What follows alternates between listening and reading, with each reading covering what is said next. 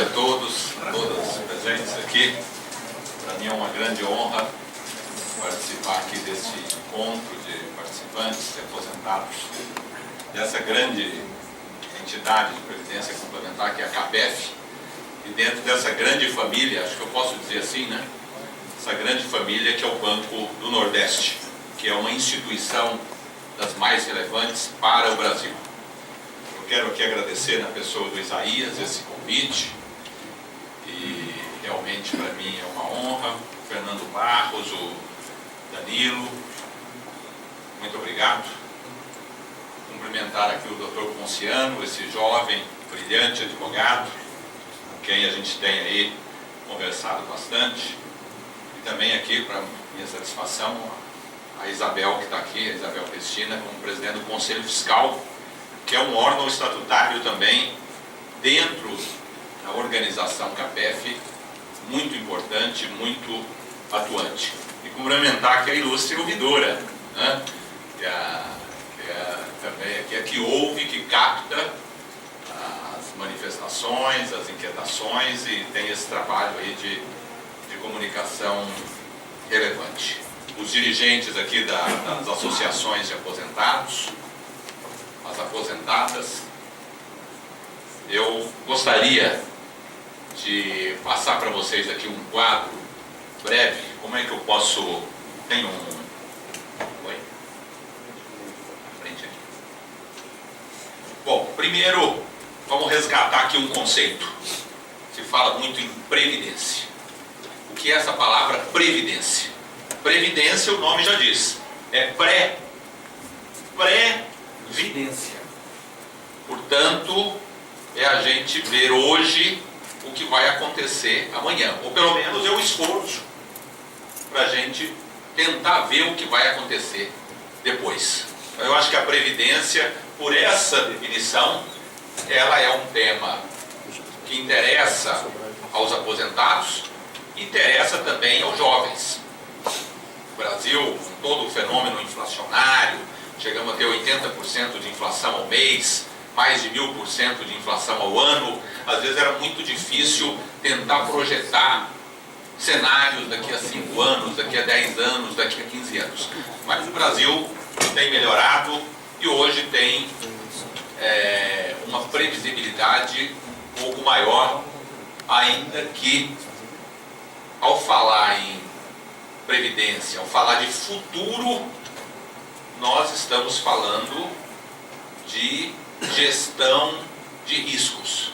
O que é que pode acontecer? O que é que pode não acontecer? E esse é o papel da CAPEF, que como uma entidade fechada de previdência complementar, ela faz a gestão de riscos em relação a ativo e a passivo, em relação a recursos garantidores, investimentos e também em relação às obrigações, aos próprios benefícios. O plano pode eventualmente dar algum desequilíbrio, ou por conta de gestão de ativo, ou eventualmente também por conta da gestão do passivo. Então, um diretor de investimentos, a meu ver, tem a mesma importância que um diretor de benefícios, porque a gente sabe que, e isso acontece também no orçamento doméstico, às vezes a conta pode não fechar, não é por falta de receita, às vezes é por excesso de despesa. Então nós temos que cuidar desses dois lados aí da moeda. E no Brasil, os fundos de previdência complementar tratam realmente da gestão de ativo e também da gestão de passivo. Compromissos de longo prazo. Acho que esse é um traço dos fundos de previdência no Brasil. Compromissos de longo prazo.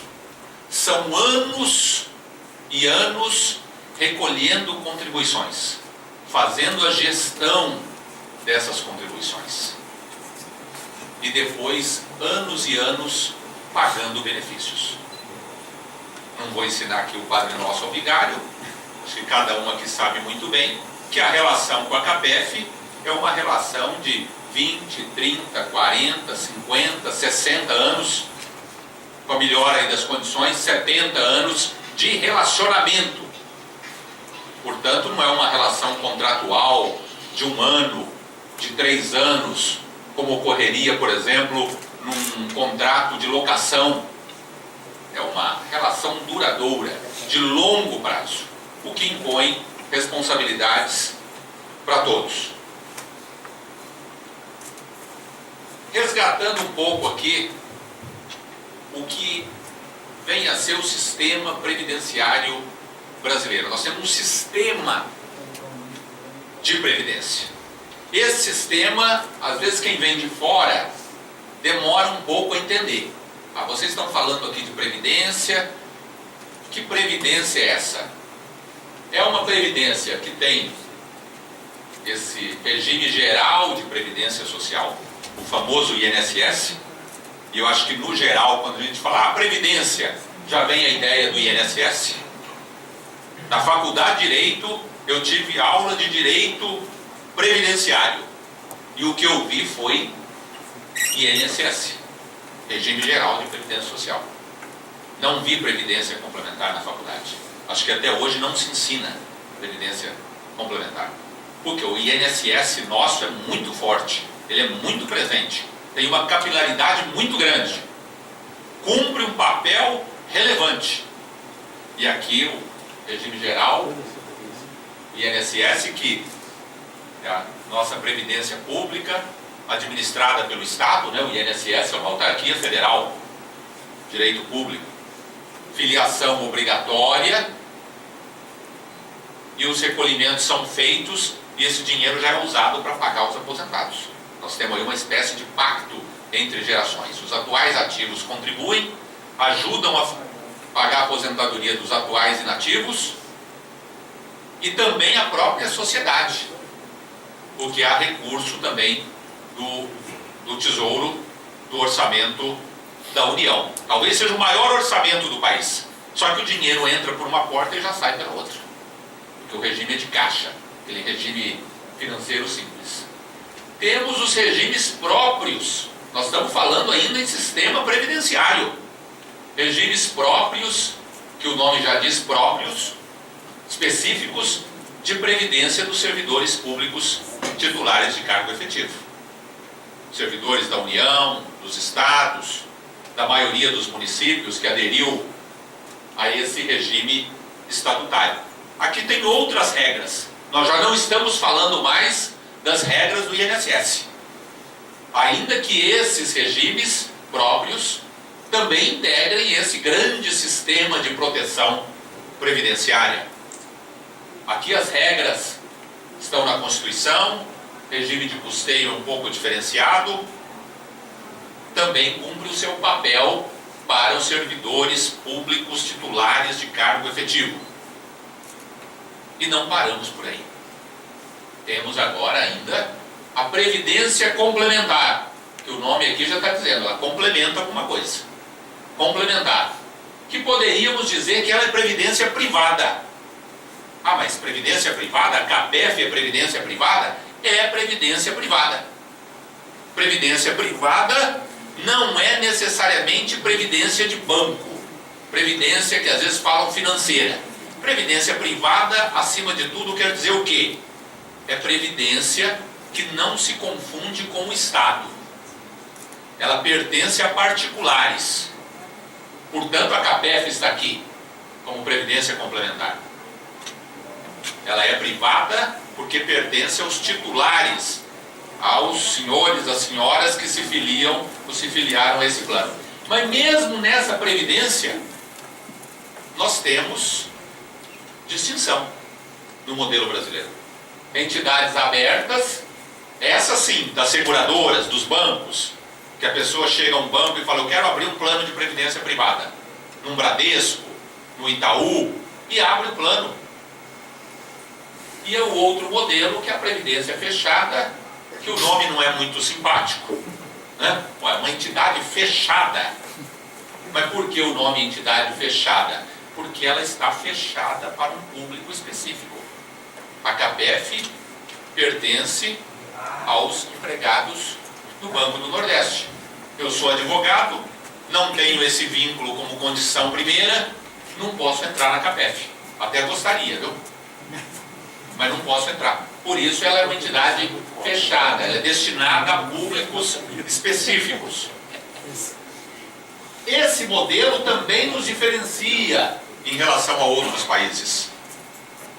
Porque essa previdência privada nossa não é uma previdência apenas de banco. Ela é essa previdência também constituída a partir do vínculo empregatício por empresa. Essa entidade aberta de banco, operada por seguradora, tem fins lucrativos. Tem que dar o retorno para quem está lá no plano, mas tem que dar o retorno também para o acionista, para o investidor. Essa entidade fechada, não. A sua razão existencial é pagar benefício para os seus participantes, para os seus aposentados. Então, notem que esse modelo brasileiro é um modelo híbrido.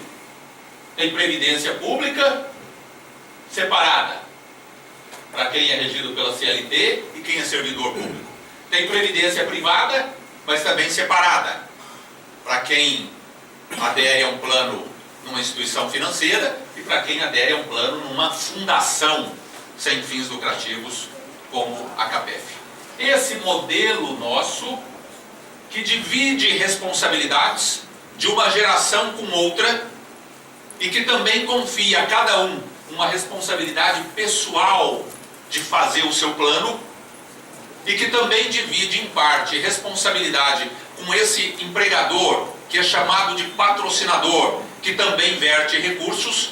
É nesse modelo de divisão de responsabilidades que me parece nós temos um modelo superior. Perfeito? Não. Mas um sistema que hoje dá uma grande cobertura social e que se revela superior a de muitos outros países. E tanto é verdade que hoje muitos países vêm para o Brasil, procuram o Ministério da Previdência Social querendo entender esse sistema de proteção previdenciária. Já avançamos muito, por exemplo, no regime geral, precisamos avançar ainda mais para que todos tenham realmente uma cobertura. Mas é um modelo híbrido e bastante positivo, na minha opinião. Bom, vamos entrar agora então no ambiente específico da CAPEF, dos planos de previdência complementar operados pelas entidades fechadas de previdência complementar, por essas fundações sem fins lucrativos. O que é esse contrato? Contrato de previdência complementar não se confunde com contrato de trabalho. Ele tem como premissa, ele tem como pressuposto o contrato de trabalho, mas não se confunde com o contrato de trabalho. Hoje, pela legislação, a pessoa pode estar na empresa e não estar no plano. Pode estar no plano e já ter saído da empresa. Então é uma relação civil autônoma. O contrato de previdência complementar não se confunde com a previdência pública. Tem alguns pontos de vinculação com o regime geral? Tem. Mas o regime geral e INSS tem outras regras, definidas, no mais das vezes, ou na Constituição, ou na lei. E as regras da CAPEF? As regras da CAPEF, em geral, estão definidas no regulamento do plano, esse contrato previdenciário. Então, é preciso saber que, embora integrante do sistema previdenciário brasileiro, nós temos regimes distintos. E esse é um regime diferenciado.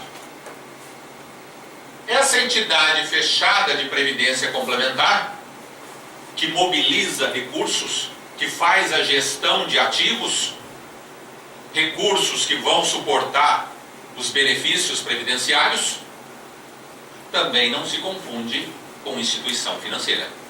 Por isso que às vezes dá até uma crise de identidade, né? Parece regime geral, mas não é. Parece que tem algum vínculo com o empregador, mas é outra pessoa jurídica. Parece uma instituição financeira porque mexe com dinheiro, mas isso aqui não tem a ver com banco. A realidade, a razão existencial da CAPEF é para quê? para gerir essas contribuições dos participantes, dos aposentados e gerir os seus benefícios. Então, nós precisamos aqui afirmar essa natureza civil desse contrato, que é o regulamento do plano de benefícios, um contrato previdenciário. Esse regulamento de benefícios da Previdência Complementar. Tivemos lá em 1998, um avanço que foi a emenda constitucional número 20, que alterou a Constituição e tratou dessa Previdência Complementar. Então, alguns conceitos que estão lá. Regime de previdência, aqui está chamando de privada, nesse sentido, de previdência privada, sinônimo de complementar, privado no sentido de não estatal, e aí pode ou não ter lucro, organizado de forma autônoma em relação ao regime geral de previdência social. Está lá na Constituição. Facultativo, baseado na constituição de reservas. Isso aqui é um ponto fundamental. Isso aqui é um pilar do sistema, um pilar da CAPEF. É preciso constituir reservas. Porque a reserva é acumulada e ela é convertida em benefício. E benefício para ser pago por longos anos, e esperamos que a cada dia sejam mais anos de pagamento de benefícios. Mas é verdade que o direito do assistido, o direito do aposentado em ganhar um benefício é uma responsabilidade adicional da direção da CAPEF.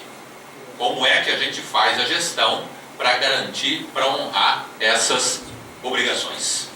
Esse benefício contratado, esculpido, inscrito, inserido no contrato previdenciário, que é o regulamento do plano de benefícios. Todo plano de benefícios tem o seu regulamento, tem o seu contrato.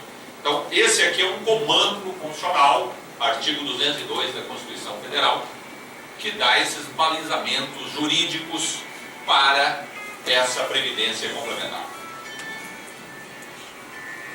Esse regulamento do plano, se lá no regime geral tem regras na lei e na Constituição, se nos regimes próprios tem regra na lei e na Constituição, por exemplo, no regime próprio de um servidor, a idade mínima qual é? É que está na Constituição Federal. Quais os benefícios que se pagam? Está lá na lei ou na Constituição. E aqui? Aqui está no regulamento, está nesse contrato. Regras como idade. Aqui tem uma idade. Tem outro fundo lá que é outra idade. É o regulamento que define. Rol de benefícios, a depender do próprio plano.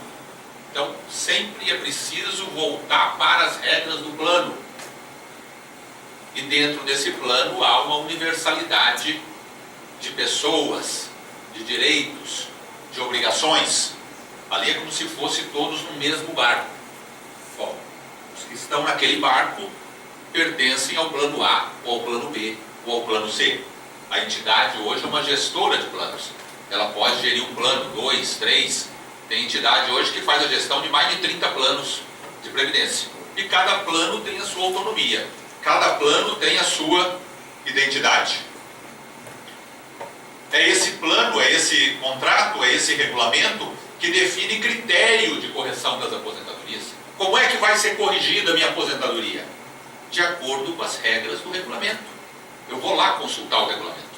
Não pode para um ter um critério, para outro ter outro critério. Amanhã alguém acha que aquilo ali não é conveniente, quer mudar aquele critério. Bom, tem que ter regras claras que sejam válidas para todos. Nesse ambiente de busca, é sempre uma busca de previsibilidade. Nessa busca de pré-vidência, de se praticar a verdadeira previdência. A vigência de longo prazo, de novo, décadas. Esse regulamento, que não é aqui a CAPEF, que se junta com o Banco do Nordeste e fala, o plano agora é esse. Ou a CAPEF com os próprios aposentados, olha, agora nós vamos mudar isso aqui. embora esse plano pertença a esse agrupamento, o Estado tem que olhar aquilo ali. Com que filosofia?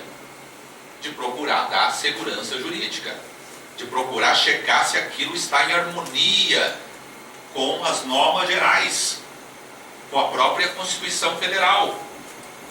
O Estado, então, é chamado, não é previdência estatal, não é previdência da União, mas a União, pelo seu órgão federal de supervisão, é chamada a validar aquele contrato ou qualquer alteração que venha a ser promovida naquele regulamento.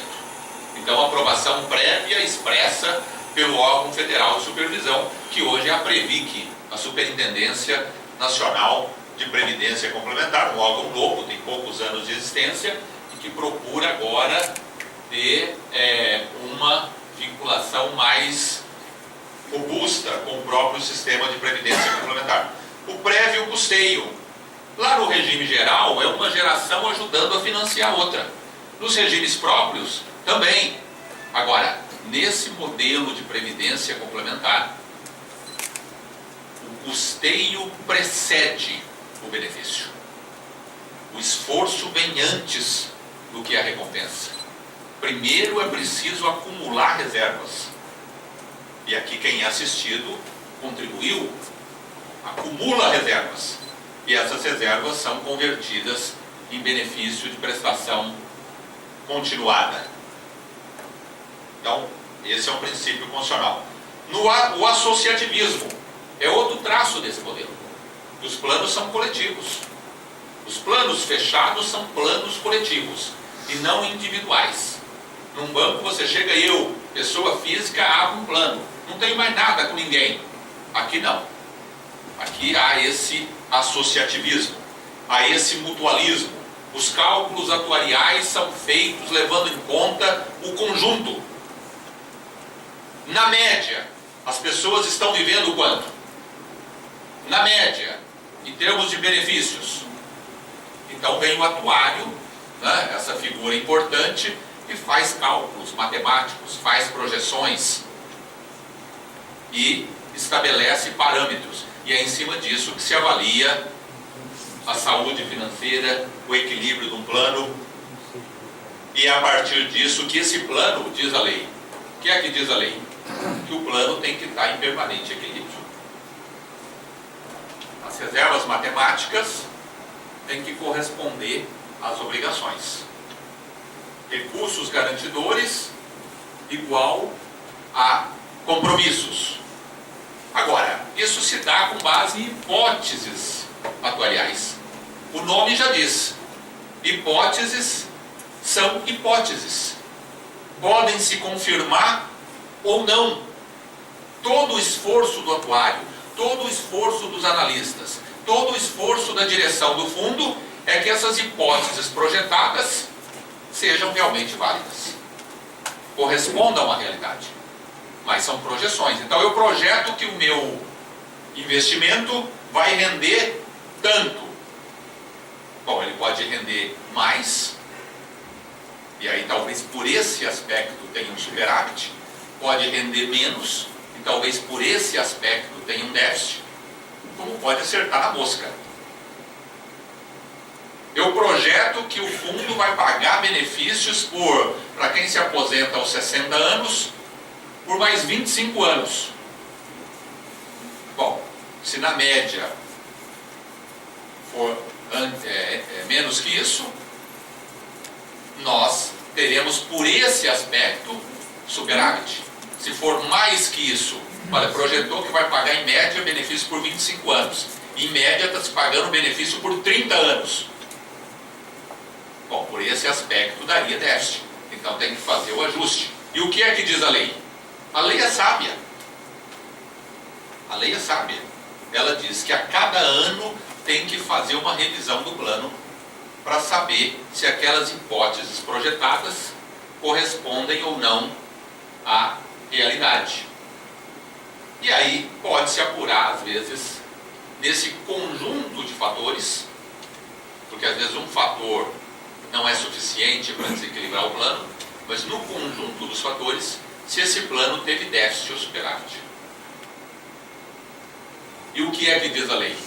Está lá, na Lei Complementar 109.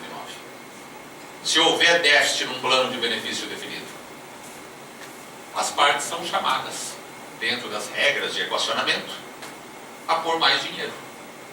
Participante, assistido, patrocinador, levando em conta a relação contributiva. Então são chamados a concorrer naquela proporção. E se houver superávit?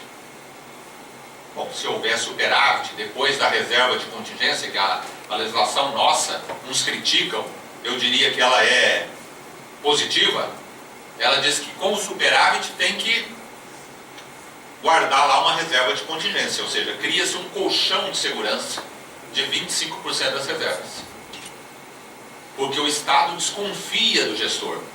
Ele fala, não, deu superávit, mas olha, até 25% você tem que guardar ainda assim. Em favor da segurança do plano. E se superar aquilo, reserva especial. A reserva especial é passível de distribuição. Para quem? Para quem concorreu para aquele resultado. Para quem colocou a mais. Participante, assistido e o patrocinador. Essas são as regras do jogo.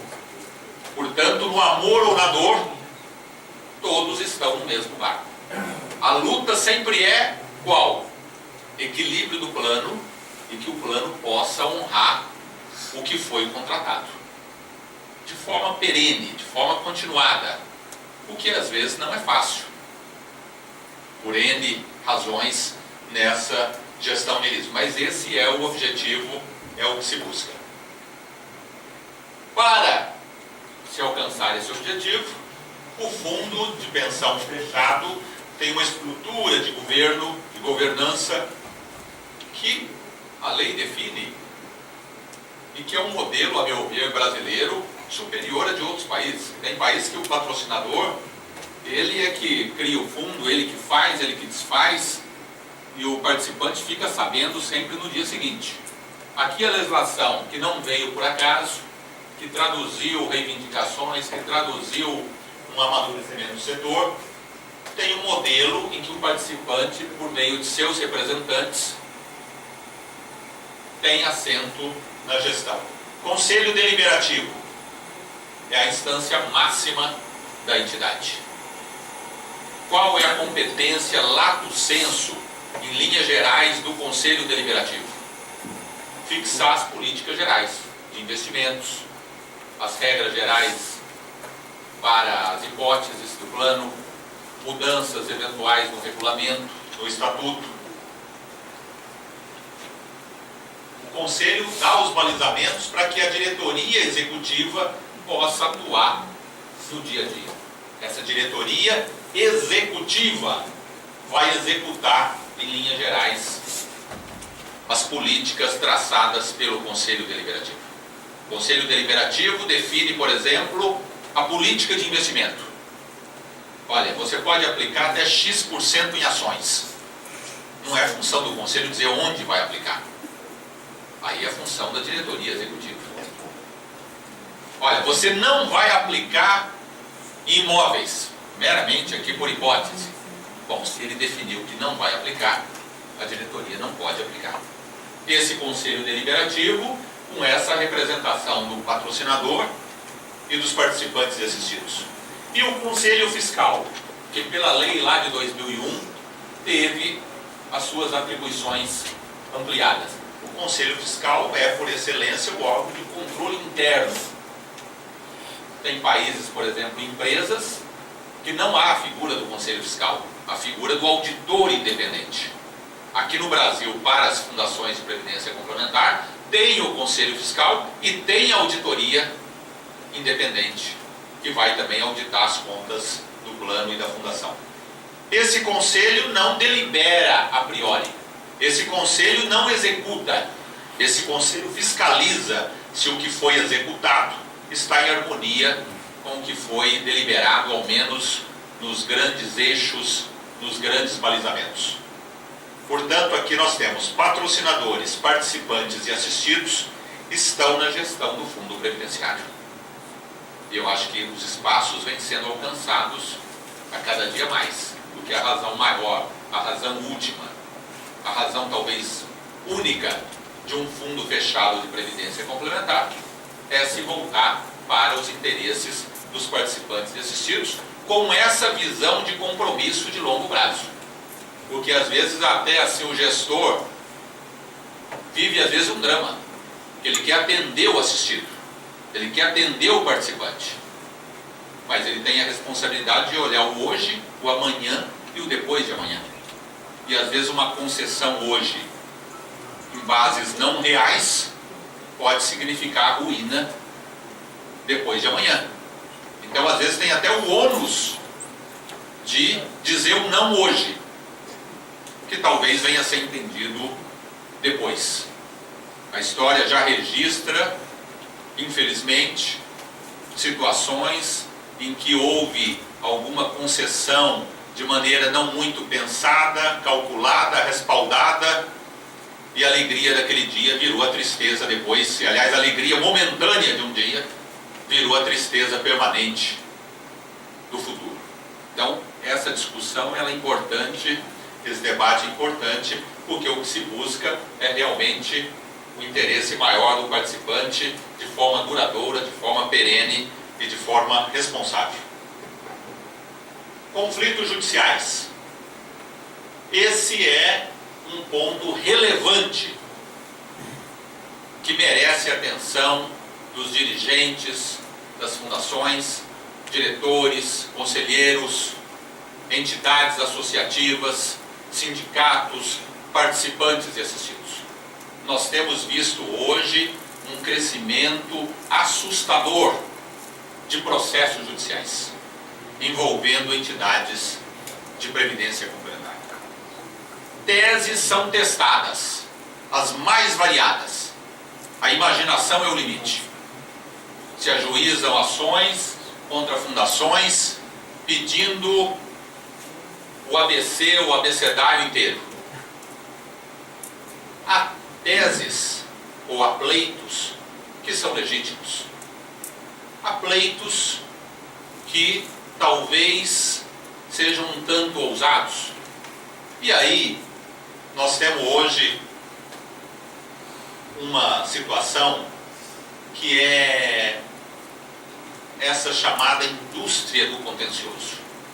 Como é que pode um país hoje ter mais de 90 milhões de processos, que se julga num ano 30 bilhões de processos e o ano termina com mais processos do que começou? Nós temos alguma anomalia. Teses que são testadas, kits que são, antes mandavam pelos correios, advogados que se especializam em determinadas matérias e oferecem as teses para aquele supostamente legitimado com aquele suposto direito. Antes eram pelos correios, hoje se recebem pela internet. Tudo se propaga rapidamente, com uma velocidade espantosa.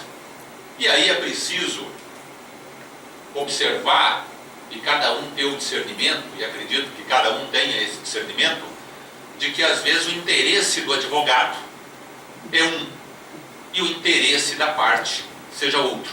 Ainda que um supostamente haja como procurador do outro, pode ser que um esteja ali objetivando um resultado imediato e o outro, titular do direito, parte, tenha uma outra visão de ver as coisas. Mas essa indústria hoje do contencioso é algo que merece uma reflexão. Porque há pessoas, a meu ver, que entram na justiça porque acreditam que têm razão. E isso é legítimo. Há pessoas que entram na justiça e talvez não saibam se tem razão ou não. Alguém disse que tem razão. E às vezes há pessoas até que vão à justiça e está convencida intimamente de que não tem razão. Mas como o outro lá ganhou, né, é melhor ficar dentro do que ficar fora. Mas uma entidade hoje de previdência complementar que enfrenta um processo na justiça, e não vou emitir aqui qualquer juízo, mas estou falando aqui conceitualmente e fazendo uma reflexão, a entidade que é chamada a responder em juízo, ela já está tendo gasto. E lá pelo artigo 18 da Lei Complementar 109, que rege as entidades fechadas de previdência complementar, diz que as contribuições são feitas para 1. A constituição das reservas, que vão bancar os benefícios. 2. Para a constituição de provisões. Às vezes a simples provisão já vai impactar, obviamente, no resultado, podendo gerar déficit ou superávit num plano. E 3. Cobertura de despesas. Que despesas? Todas as despesas, inclusive despesas judiciais. Então, valeria a pergunta: quem é esse fundo de pensão? Que às vezes é apresentado como aquele poderoso.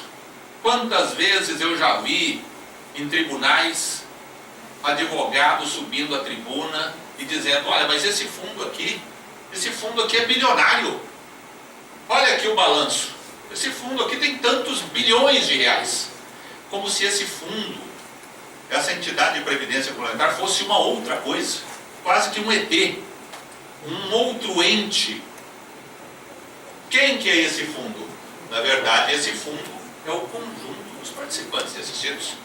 Esse fundo não tem nada, né, Isaías? O que é o dinheiro da CAPEF? É a obrigação, Na verdade, é o conjunto das poupanças individuais dos participantes e aposentados. Cada fração ali tem dono. Então, apresentar que a entidade é bilionária, como se ela fosse um outro ente, um terceiro, na verdade, talvez seja não enfrentar essa natureza desse conflito, que é um conflito plurilateral. A gente aprende lá na Faculdade de Direito, o doutor Ponciano deve ter visto isso, o conflito do A contra B. O fulano lá, às vezes nos manuais de direito civil, ainda fala do Tício contra o Cássio, aqueles nomes do direito romano. É o fulano que entra com um processo contra o Beltrano. E assim é apresentado para um juiz. Então, o fulano entra com um processo contra o fundo de previdência. Mas aqui nós não temos um conflito bilateral. Aqui nós não temos um conflito de um contra o outro. Certamente nós teremos conflito de um contra outros ou de uns contra outros. Porque, em última instância, uma condenação para a entidade repercute para o conjunto dos participantes e assistidos. O dinheiro sai de onde? Bom, vai impactar no resultado. Eventualmente, se deu déficit, todos são chamados a pagar a conta naquela relação do associativismo e do mutualismo, assim definidos pela lei.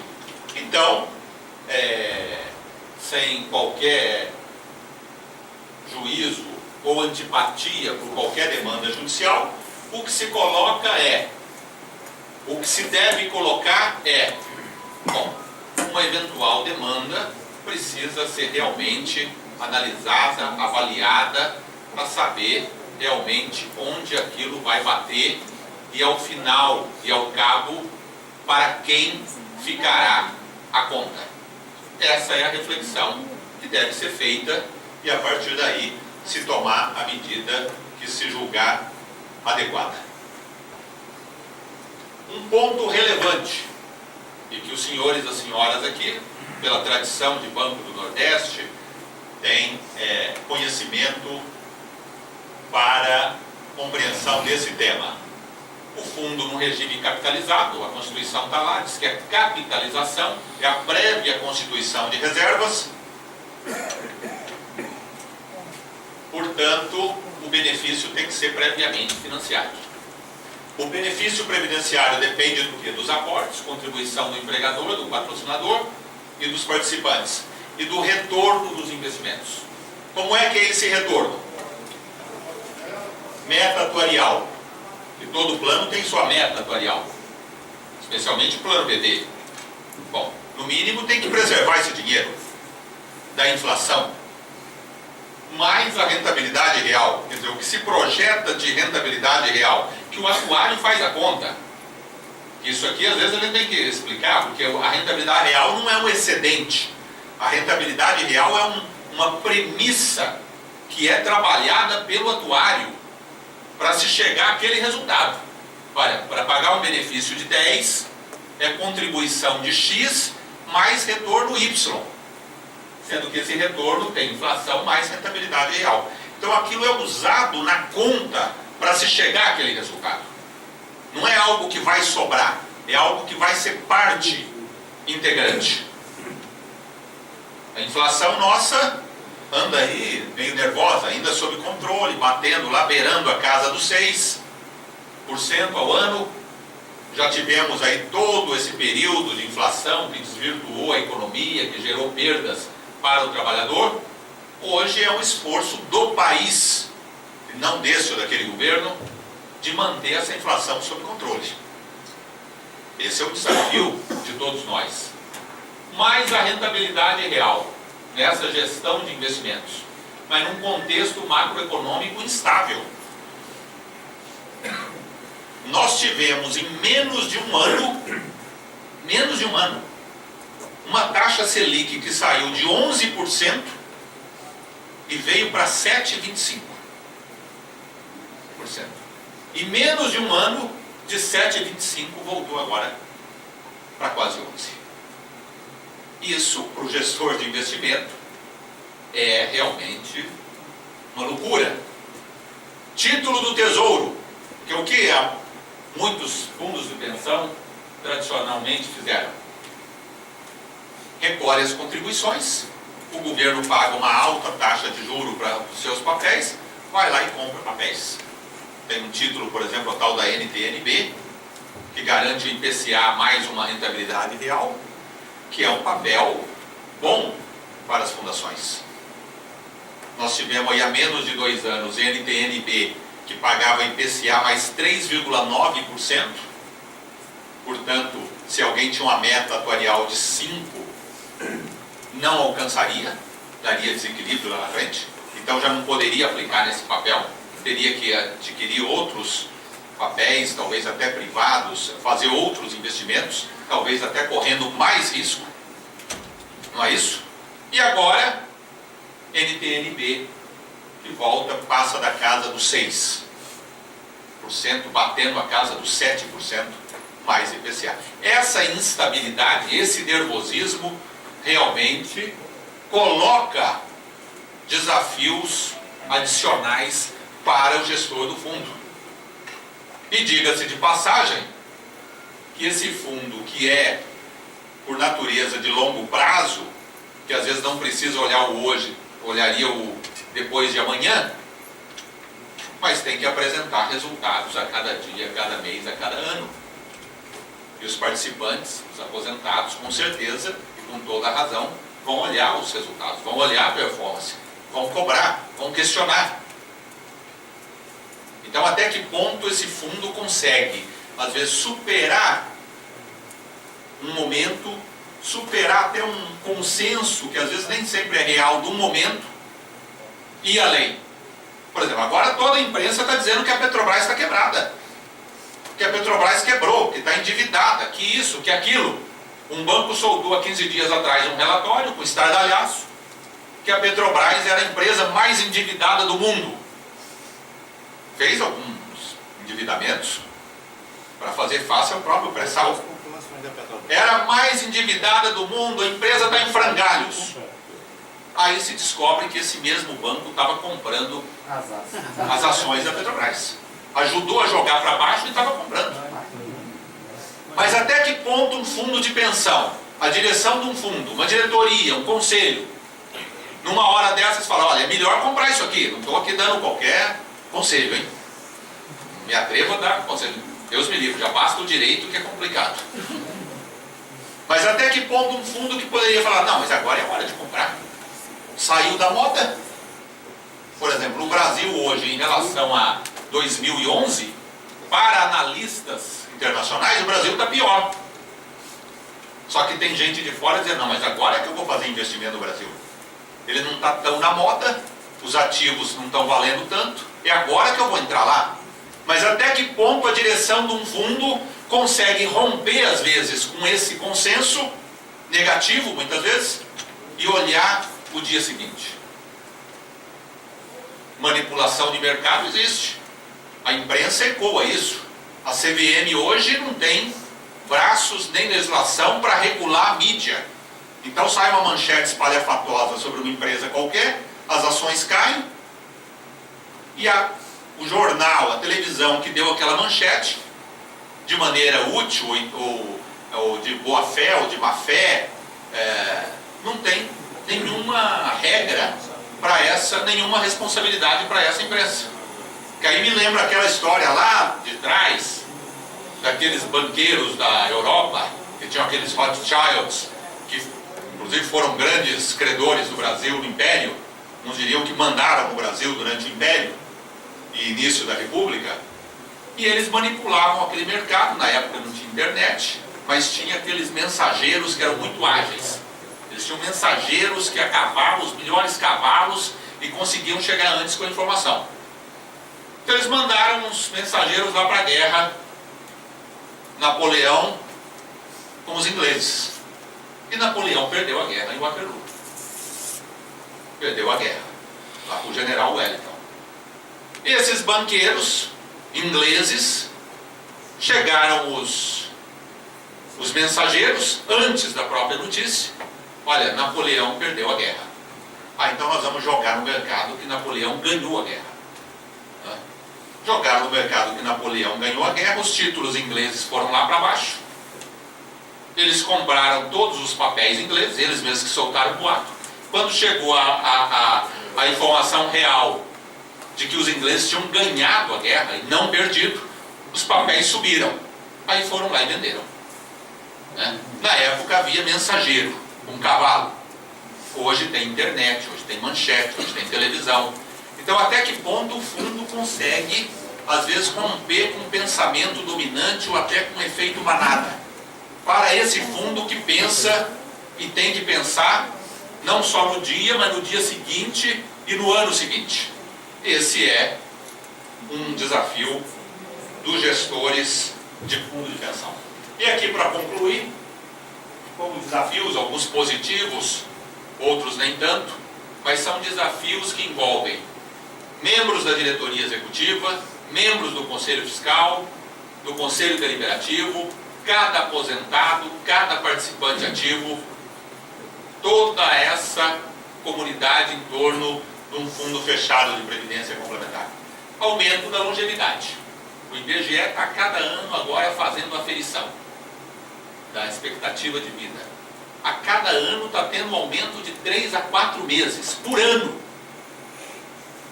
Nos últimos 30 anos foi mais de 1/3 de aumento da expectativa de vida. E isso está numa linha ascendente. As mulheres vivendo mais do que os homens, se distanciando dos homens, mas todos ganhando uma longevidade maior. Isso é bom? É bom. Mas isso impõe também responsabilidade. Quer dizer que vai pagar benefício por mais tempo. Olha, então não é lá os 85, 87, vai ser os 90, os 95. Então tem que fazer essa gestão de risco sobre um aspecto que é positivo. Novos hábitos e suas consequências. Minha mãe hoje está no Face e não sai do Face. É uma realidade nova. Ela lá, estava lá às vezes um pouco, o neto não me liga, não sei o quê. Hoje ela está lá dando um puxão de orelha no neto online. Que às vezes está até, maneira aí. Isso são novos hábitos, novas mídias, novas consequências que ainda não foram medidas pelos atuários. O Viagra está aí. Já foi medido pelas esposas, talvez, mas pelo atuário não. Então são realidades novas que para o gestor do plano de previdência exige mais atenção. Não é o caso de ninguém aqui, viu, gente? Eu estava esses dias no Superior Tribunal de Justiça e estava tendo um debate lá, foi acalorado, sobre patente do laboratório que produz o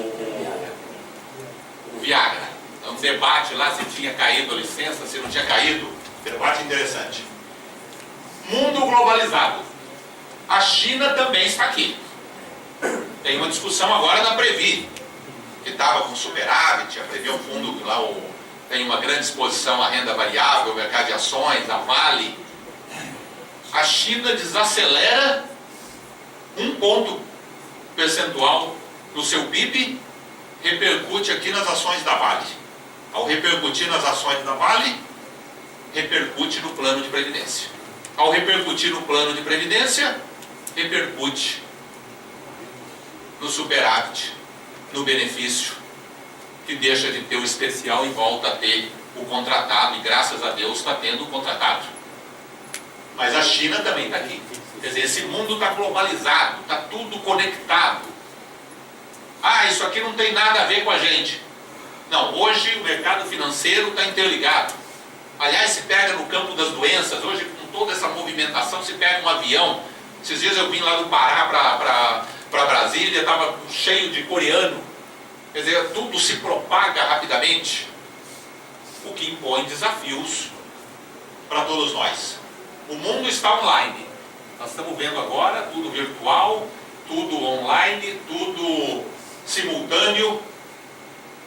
Eu me lembro de um livro do Joaquim Nabuco, final do século XIX, e ele dizendo: agora o mundo está totalmente conectado, porque tinham descoberto o telégrafo, estavam fazendo uso do telégrafo.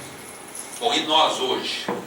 Então, é uma pequena aldeia, o mundo é uma pequena aldeia, e isso traz desafios novos para a gestão de risco. Porque o que aconteceu nos Estados Unidos em 2007 e 2008 repercutiu aqui no desempenho dos planos de previdência complementar. E agora, a depender do processo do Banco Central americano, vai de novo repercutir aqui. Isso tudo tem que ser pensado, imaginado pelos gestores de fundo de pensão. Essa oscilação na taxa de juros que mencionei, mercado de câmbio também um tanto nervoso, fruto dessa intensa globalização. As instituições políticas envelheceram. O que nós temos aí, poder executivo, legislativo, judiciário, é uma concepção lá do Montesquieu, de mais de 200 anos atrás. E o que tem hoje? A nova geração que está aí, que está num lugar e não está, que está aqui participando, mas está no iPad vendo uma outra coisa. Meu menino lá que tem 15 anos, às vezes parece que ele está em 3 lugares. Ele está vendo uma música, ele está vendo um programa na televisão e ele está jogando com os amigos dele. Essa nova geração não está se vendo representada. Ela olha para esse Congresso Nacional e diz: esse Congresso não me representa. É uma outra cabeça, é uma outra, essa noção mesmo de pátria, de nacionalidade. Aqui não estou dizendo se isso é ruim ou positivo. Estou dizendo que é uma nova realidade. Antigamente, um filho num outro estado parecia uma coisa distante. Hoje está se falando aí todo dia. Está lá na Ásia e parece que está aqui. Então o mundo está mudando muito e as instituições não acompanharam. O que traz, às vezes, momentos de curto-circuito. Às vezes, momento até que parece haver um início de uma ruptura, de algum rompimento da ordem. Isso introduz elementos de riscos para o investidor, para o empreendedor, para o empresário, para uma perspectiva mais previsível e tangível de um lucro que era dado como certo e de repente tudo é alterado, que a indústria do seguro também sofre com isso. Então são riscos que precisam ser gerenciados e às vezes não há como ser minimizados. Mas nós temos hoje aqui, acho que nós estamos vendo também um processo de envelhecimento das instituições políticas, sem entrar no mérito de A, B ou C, mas do ponto de vista da engenharia institucional, da institucionalidade, o que traz, às vezes, elementos de imprevisibilidade na própria conjuntura maior de comando de um país ou de uma região ou mesmo do mundo. E nesse quadro todo, nós vivendo mais qualidade de vida, aproveitando melhor a vida e ao mesmo tempo com todos esses riscos, achando a vida mais interessante, significa que essa previdência complementar será cada dia mais importante. Tem passado, tem presente e há de ter mais futuro. E esse futuro é construído a cada dia por cada um de nós. Muito obrigado.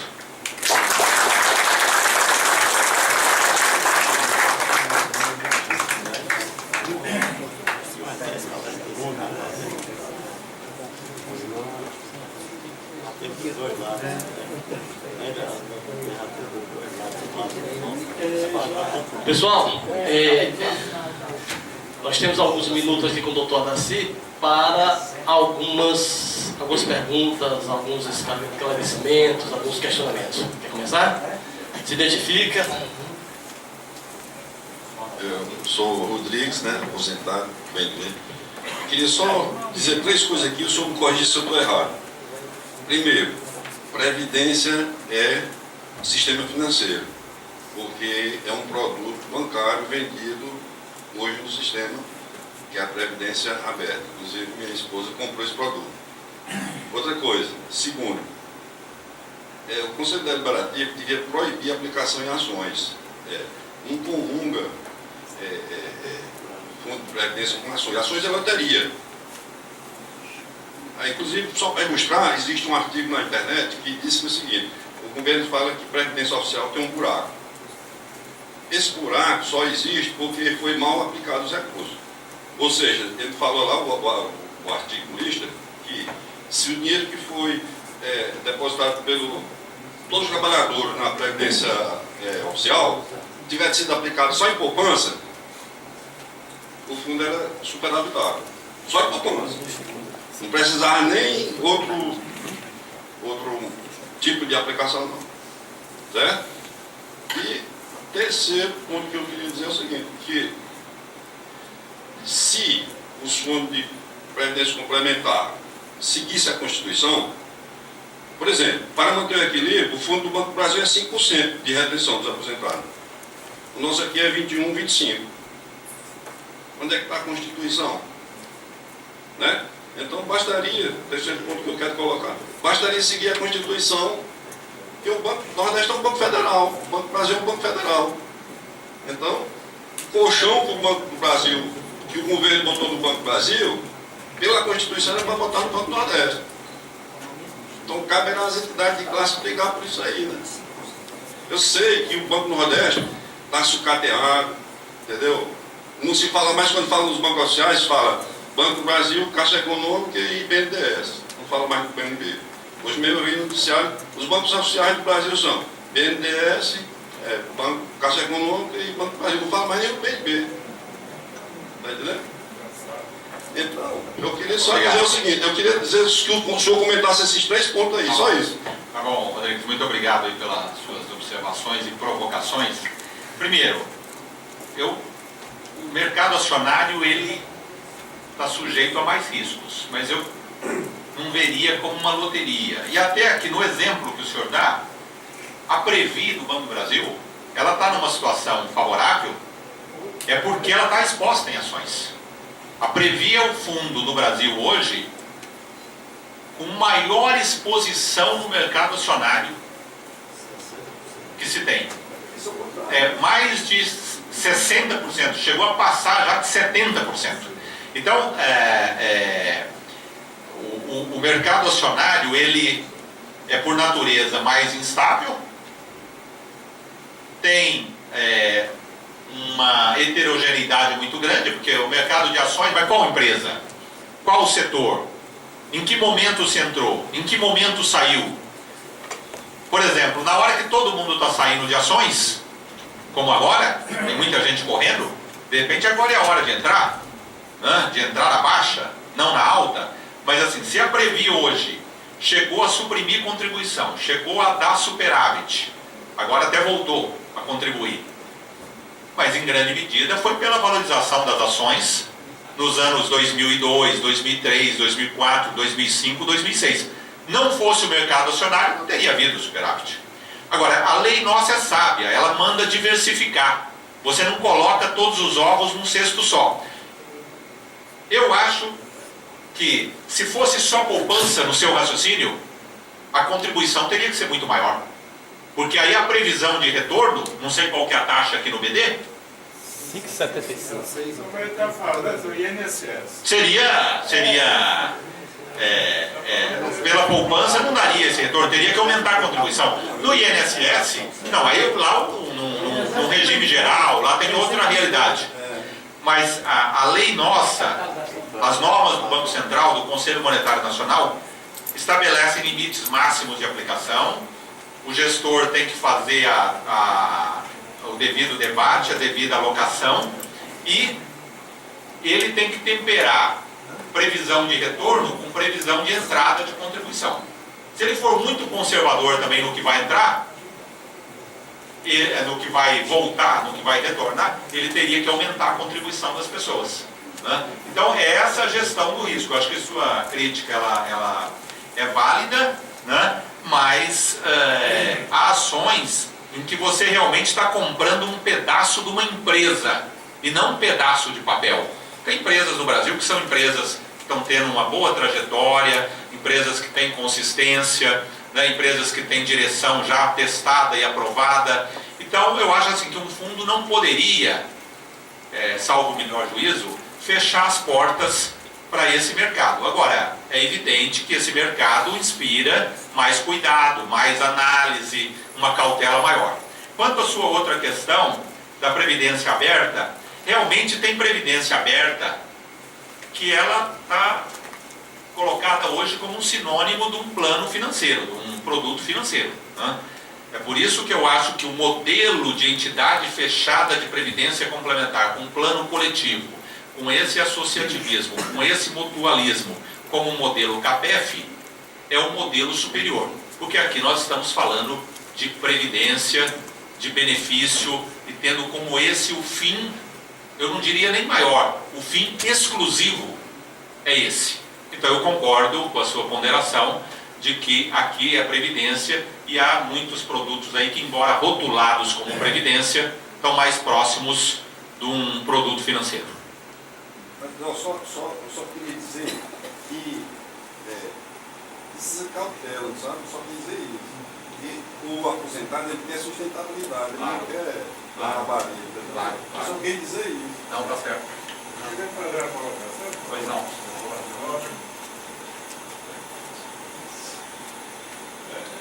Pelo que o senhor expôs aí, muito bem, os planos de previdência, eles se baseiam na coleta prévia dos recursos para posterior pagamento dos benefícios. Eu não vou me referir especificamente a CAMED, nem a CAPEF, Previ e nem qualquer outro plano.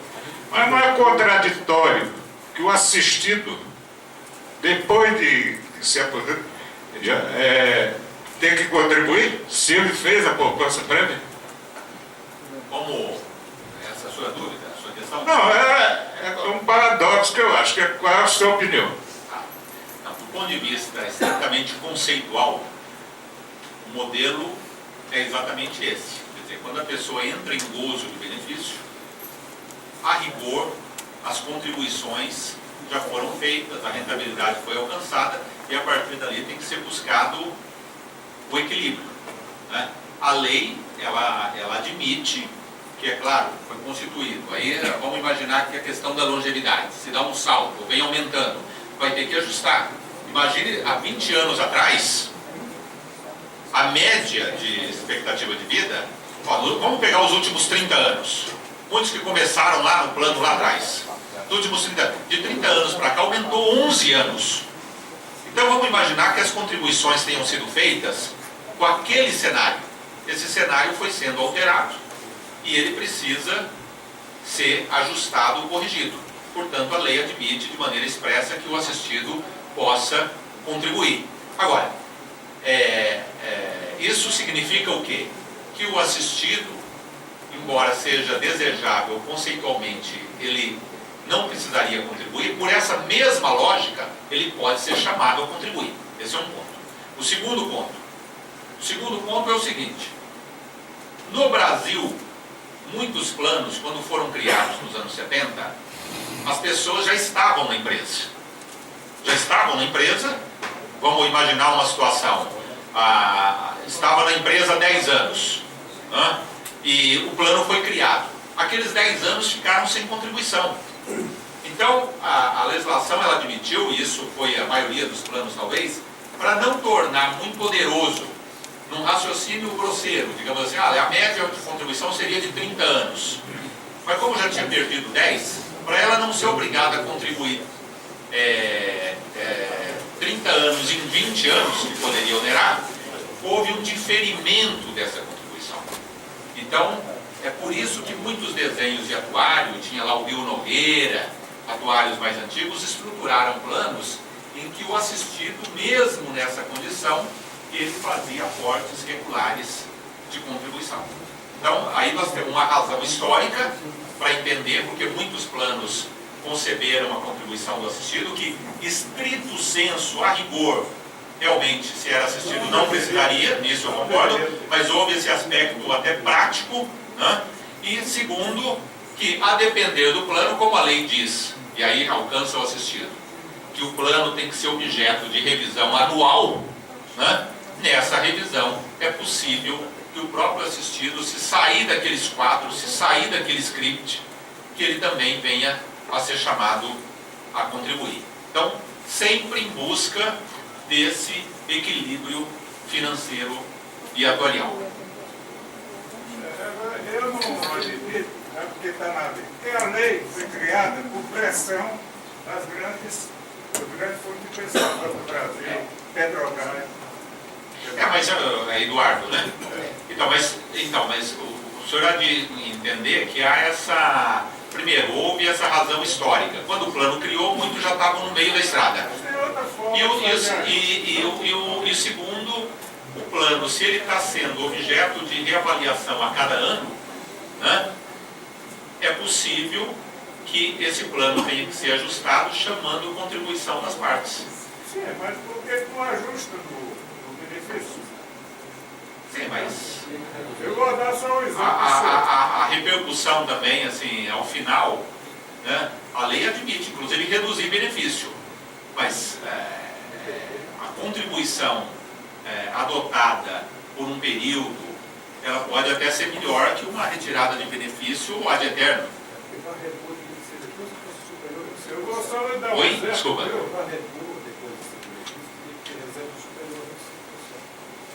Sim, porque aí depois, para aproveitar a reserva especial, seria mais oneroso recuperar o benefício. Então, assim, eu compreendo sua crítica, eu compreendo. Por exemplo, planos que cobram do assistido 22%, a lei do imposto de renda só permite os contadores. Nós estamos pagando imposto de renda em cima de uma coisa que nós não recebemos. É um verdadeiro absurdo. E o senhor há de lembrar que até 2004, que as fundações aplicavam sobre os rendimentos, as fundações pagavam o imposto de renda. As fundações pagavam o imposto de renda. E depois, ao conceder o benefício, a pessoa física é tributada. Em 2004 se corrigiu isso. Hoje, para a dedutibilidade da pessoa física, tem um limite. Aí, vamos dizer assim, são as questões de receita, né? Eu acho que o modelo brasileiro para os fundos de previdência melhorou bastante. Melhorou, houve um tempo, por exemplo, lá de 89 a 95, que sequer havia a possibilidade de deduzir as contribuições vertidas para o plano. Então, assim, isso também é feito... Nós não estamos no estágio ideal, né? Mas eu acho assim, que se a gente for olhar para trás, o sistema tem melhorado, ele tem evoluído. E do ponto de vista tributário, melhorou bastante.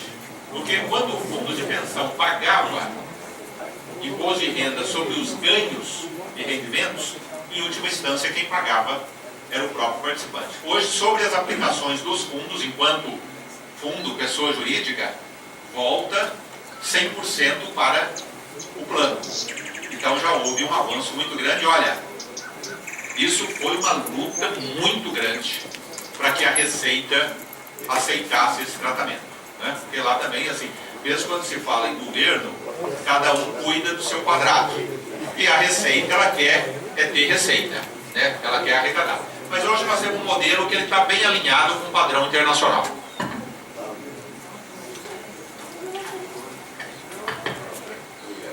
Boa tarde, companheiros. Boa tarde, doutor Daci.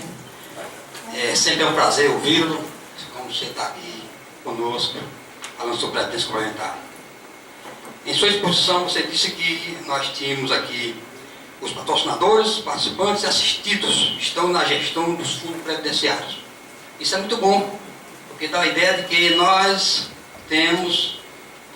somos corresponsáveis também pela administração do fundo. E esse fundo essa participação seria paritária. Agora vem a nossa pergunta. O que justifica o voto Minerva para o patrocinador? Outra pergunta. A quem interessa o teto da Previdência Pública? Isso é que eu chamo de pergunta difícil. Bom, o voto de Minerva. O voto de Minerva, ele foi... Se a gente pegar o termo mesmo patrocinador é quem patrocina, não é isso? Quem patrocina é quem banca, né? Fulano está patrocinando um evento, ele está bancando aquele evento, né? Na verdade, esse termo patrocinador foi uma tradução lá do direito americano, em que as empresas pagavam nos planos BDs americanos nos anos 60, 70, o patrocinador pagava integralmente o plano. Então ele era chamado de patrocinador, lá, o sponsor, no direito norte-americano. No Brasil se traduziu esse termo, é patrocinador, mas na verdade, via de regra, aqui o patrocinador é um co-patrocinador, né? Ele cofinancia, ele financia junto com os participantes e os próprios assistidos. Quando o sistema nasce, e aqui fazendo uma análise apenas histórica, o sistema no Brasil de previdência complementar de fundo de pensão não nasceu como uma reivindicação do trabalhador. Ele não nasceu como uma reivindicação de movimentos organizados. Ele foi concebido como algo fruto de uma visão de Estado e de empresa. Então, como é que os fundos de pensão nasceram aqui nos anos 70? Pelo Reis Veloso, que era ministro do Planejamento, do grande salto lá para frente, e nós temos que melhorar as condições dos funcionários das estatais, então vamos dar aqui uma complementação. Criaram os fundos de pensão com patrocínio estatal. E as grandes empresas multinacionais, com a visão do Mário Henrique Simonsen, na época ministro da Fazenda, foi um dos que imaginaram esse modelo de previdência complementar. O Brasil precisa ter capitalização, precisa ter recursos, mais investimento, então vamos criar essa previdência capitalizada, essa poupança. Mas por essa ótica, seja ela de mercado de capitais, privada, e pela ótica do Estado, de criar melhores condições para os servidores das empresas estatais, Banco do Brasil, Caixa, Petrobras. O Geisel era presidente da Petrobras quando foi criado o Fundo Petros, de Seguridade Social. Então, aquilo foi concebido como algo de cima para baixo e, naturalmente, os patrocinadores que tinham o comando absoluto, né? Com o tempo, esse comando passou a ser dividido em grau minoritário com uma ou outra representação. Alguns fundos que conseguiram eleger conselheiro para os seus conselhos, e veio a lei em 2001, que foi um debate lá no Congresso Nacional de 98 a 2001, que então estabeleceu paridade nos conselhos, mas com essa mudança, ou esse critério da presidência no Conselho Deliberativo, voto de Minerva, e no Conselho Fiscal para os participantes, que para a época foi um avanço muito grande. Foi um avanço realmente muito grande, porque nivelou por cima. Eu acho, salvo engano, que só a Previ estava dentro daquela realidade que a lei trouxe. Então ali nivelou para os fundos com patrocínio estatal. Portanto, naquele contexto, a lei foi uma grande evolução. E nós tínhamos até então também uma responsabilidade maior do patrocinador, que ainda sendo copatrocinador, ele dava a maior parte. Naquela época, até a emenda 20, que introduziu 1 por 1, a maioria dos patrocinadores tinha proporção de 2 por 1 ou 3 por 1. Então, o raciocínio que veio com aquela história até aquele momento foi assim: bom, se o patrocinador põe a maior parte, ele tem maior controle. Só que naquele momento que trouxe algumas experiências e nivelou por cima, estabelecendo a paridade, ainda que com o Bode Minerva, né, criou-se a paridade na contribuição. Bom, ao criar a paridade na contribuição, realmente você inaugura um novo ciclo. Né? Então eu acho assim que a lei hoje, se você pegar um plano de contribuição definida, em que a contribuição é meio a meio, realmente esse voto de Minerva ele pode estar em xeque. Né? Agora, eu sou adepto sempre da evolução. Eu acho que o setor nosso ilustra bem como é que ele vem evoluindo. Hoje ele está melhor do que ontem, mas amanhã ele há de estar melhor do que hoje. Então esse é um processo em que nós vamos subindo o degrau, né? Dando um passo atrás do outro. Né? Então hoje eu acho que quando vem uma crítica como essa que o senhor faz, questionando esse voto de Minerva, a depender do plano, realmente eu acho que já é uma crítica válida e que tende a ganhar mais espaço. Né? Quem sabe amanhã esse passo seja dado. Né? Mas vamos fazer justiça. A lei, quando veio, ela foi um passo importante. Mas passados agora, vai fazer 13 anos agora em maio, né? É uma nova reflexão que cabe ser feita. Só perguntando aí, o senhor dá muita palestra e visita muitos portais, o senhor poderia dizer se existe no mundo, não digo nem no Brasil não,